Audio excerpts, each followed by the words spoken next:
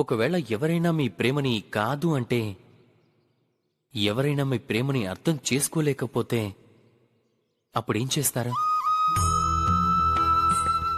కొందరు ముభావంగా మారతారు, కొందరు మోసం చేసి ప్రేమను దక్కించుకోవాలనుకుంటారు, కొందరు బలవంతంగా ప్రేమపై అధికారం చెలాయించాలనుకుంటారు. కానీ నిజమేమిటంటే, మీరు ప్రేమించిన వాళ్లంతా మిమ్మల్ని ప్రేమించాలన్న నియమమేం లేదు. ఎందుకంటే ప్రేమనేది ఒక వస్తువు కాదు, అది రాజ్యమో లేక ధనమో కాదు బలవంతంగా మీ సొంతం చేసుకోవడానికి. ప్రేమంటే ఒక శక్తి. మీకోసం ఏ బంధాలనైనా తెంచుకోగలదు, కానీ స్వయంగా అది ఏ బంధాల్లోనూ చిక్కుకోదు.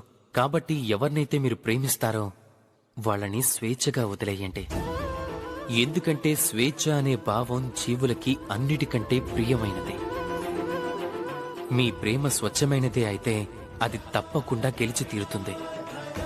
అంతవరకు నిస్వార్థ భావంతో ప్రేమించండి.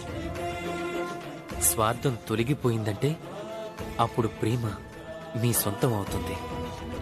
దానితో మనసు ఆనందమయమై అంటుంది, రాధా కృష్ణ.